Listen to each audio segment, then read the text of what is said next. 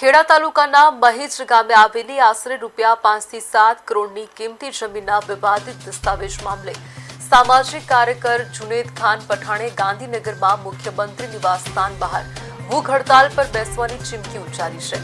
આ પ્રકરણમાં Kheda sub registrar અને મામલતદાર કચેરીની ભૂમિકા શંકાના દાયરામાં આવી છે। આક્ષેપ અનુસાર મહેજ ગામના સર્વે નંબર 526 વાળી જમીન અંગે કોર્ટ મેટર અને પ્રાંત અધિકારી સમક્ષ અપીલ પેન્ડિંગ હોવા છતાં નિયમોને નેવે મૂકીને ₹1 કરોડ 18 લાખનો દસ્તાવેજ કરી દેવામાં આવ્યો। 7 માર્ચના રોજ અપીલ દાખલ થઈ હોવા છતાં 13 માર્ચ 2026ના રોજ ઉતાવળે આ પ્રક્રિયા પૂર્ણ કરાઈ હતી। સામાજિક કાર્યકરોનો આક્ષેપ છે કે આ દસ્તાવેજમાં અન્ય લોકેશનના ફોટા અને ખોટી વિગતો જોડી સરકારને ગેરમાર્ગે દોરવામાં આવી છે તેમજ જીપીએસ લોકેશન અને વાસ્તવિક જગ્યા વચ્ચે મોટો તફાવત છે।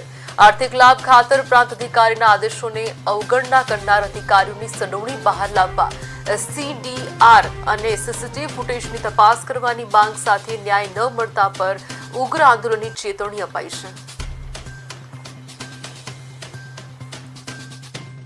પ્રાંત અધિકારીમાં અપીલ ચાલતી હોય 7 અપીલ કરેલી છે અને 13 2026ના રોજ નીચે દસ્તાવેજ થાય છે એટલે પ્રાંત અધિકારીને બી અવગણના કરીને આ દસ્તાવેજ કરવામાં આવેલો છે। પ્રાંત અધિકારી